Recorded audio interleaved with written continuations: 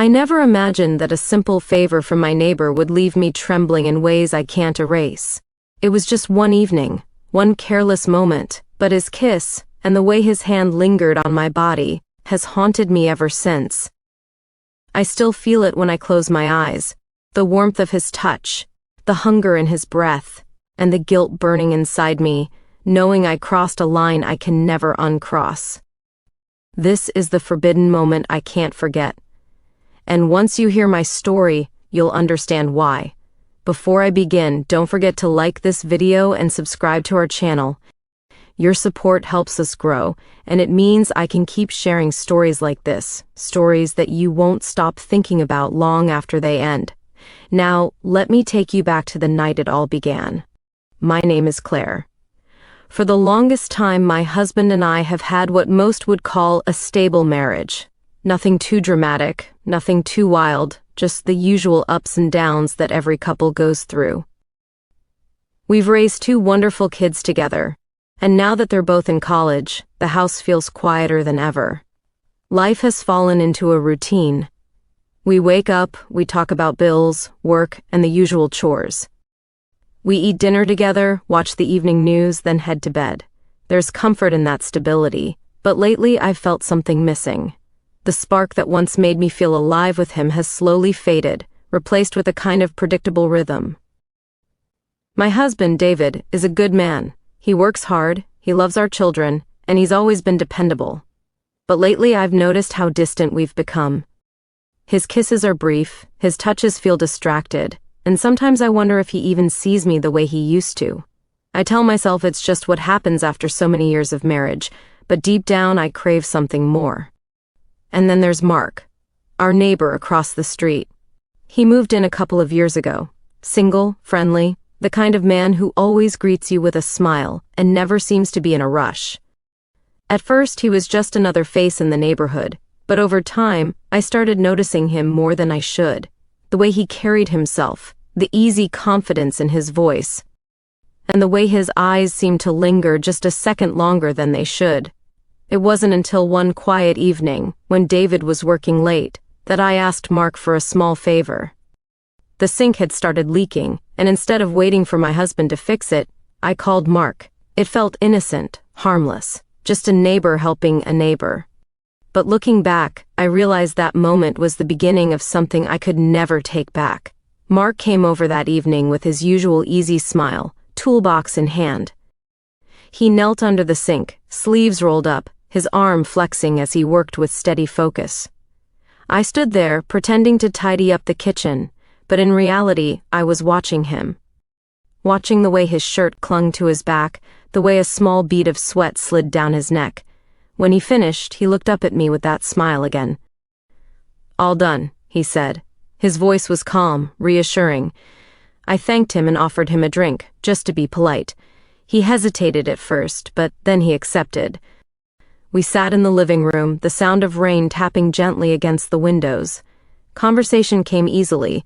He asked about my kids, about life in the neighborhood, even about David. I found myself laughing at his stories, leaning in a little closer than I should have. And every time his eyes met mine, it was like the room grew warmer. At one point, I brushed my hair behind my ear, a nervous habit I've always had. His gaze followed the movement, lingering a moment too long. My heart skipped. I knew what I felt in that instant, but I forced myself to look away, reminding myself I was a married woman. The conversation stretched on, the space between us shrinking. His knee brushed against mine, just lightly, almost by accident. But instead of moving away, I stayed there, my body betraying the thoughts racing through my mind. And when I finally glanced back into his eyes, I saw it. The unspoken tension. The same desire I was trying so hard to ignore. The rain outside grew heavier, the steady rhythm against the windows filling the silence between us. Mark leaned back on the couch, his glass resting on the table, his body turned slightly toward me. I could feel his presence more than I should have, as if the space between us was shrinking with every breath. I laughed at something he said, a soft, nervous laugh, and when my eyes met his again, neither of us looked away. My heart thudded so loudly I was sure he could hear it. And then it happened. His hand brushed against mine. It wasn't forceful. It wasn't rushed. Just the lightest touch, but it sent a wave of heat racing through me. I should have pulled back. I should have stood up and ended the moment. But I didn't. Instead, I let my hand stay there, tingling beneath his fingertips. The room suddenly felt too quiet, too still. He leaned in, slowly, carefully, as if giving me every chance to turn away. But I didn't. When his lips met mine, soft and searching, it felt like the world around me disappeared. The kiss deepened, filled with a hunger I hadn't felt in years. My breath caught as his hand moved gently to my thigh, resting there with a quiet possession. He didn't rush. He didn't push. His touch lingered, steady, as though he was savoring the moment. I knew it was wrong. I knew I was betraying my marriage. But every nerve in my body screamed for more. His kiss, his touch, it was like fire against skin that had long been cold. I pulled back for a second, breathless. "Mark," I whispered, my voice trembling. I wanted to stop. I wanted to tell him this was a mistake. But when I looked into his eyes, I saw the same conflict mirrored there, the same forbidden desire neither of us could deny. He didn't say a word. He just kept his hand on my thigh, thumb tracing small circles that made it impossible to think straight. I closed my eyes, torn between guilt and longing, and when he leaned in again, I didn't resist.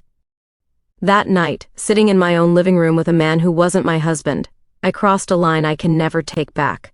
A kiss that burned, a touch that lingered, a moment that branded itself into my memory.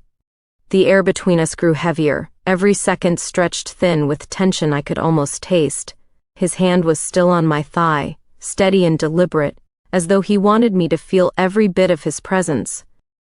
My body leaned toward him on its own, betraying every promise I had made to myself and to my husband.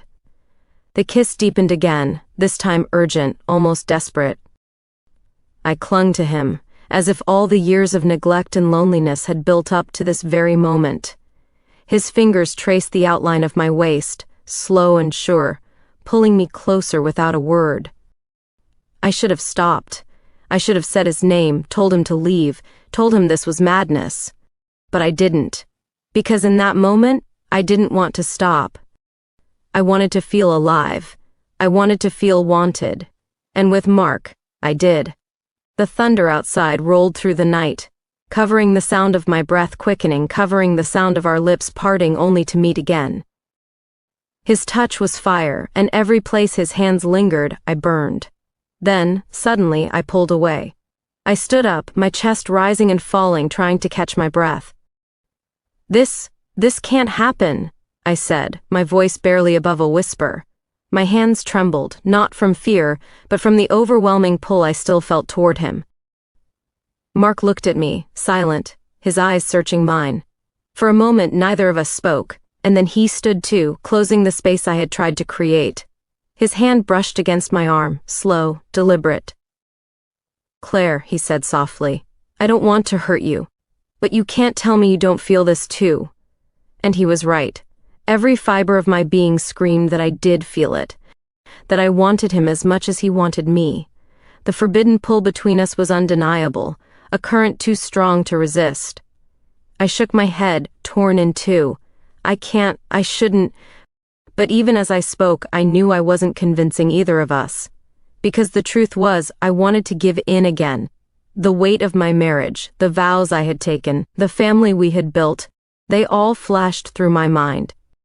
But at the same time, the way Mark touched me, the way he looked at me like I was the only woman in the world, it was intoxicating. When Mark finally left that night, the silence in the house was deafening.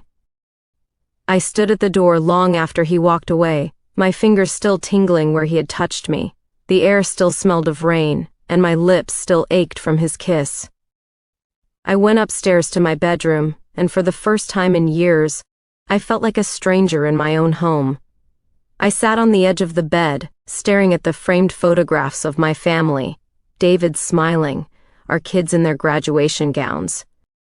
My chest tightened, the guilt crashed down on me all at once, heavy and suffocating, and yet, beneath the guilt, there was something else, a longing, a hunger that hadn't been satisfied in years. I hated myself for it, but I couldn't ignore it. Every time I closed my eyes, I saw Mark's face. I felt his hand on me. I relived the moment again and again, no matter how hard I tried to push it away. In the days that followed, nothing felt the same. I cooked dinner, cleaned the house, made small talk with David when he came home late from work. But underneath it all, I was distracted, restless, craving something I knew I shouldn't want. Every time I glanced out the window and saw Mark across the street, mowing his lawn or taking out the trash, my stomach knotted. Sometimes he would catch my eye, and that look, the one that said we both remembered, would make my heart race. I tell myself it was just one night, one mistake. But the truth is, it wasn't just a mistake. It was a spark that lit something inside me, something I can't put out. And now, every time I lie beside my husband, pretending to sleep, I feel the weight of the secret pressing down on me. I wonder if he can sense the change in me. I wonder if he notices the way I drift off, lost in thoughts I can never confess.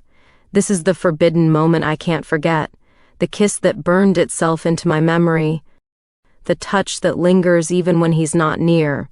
And sometimes I ask myself the question that keeps me awake at night: was it truly just one moment, or was it the beginning of something I'll never be able to stop? Tell me, what would you have done if you were in my place? Don't forget to like, share, and subscribe. And leave your thoughts in the comments. I want to know what you think about this story.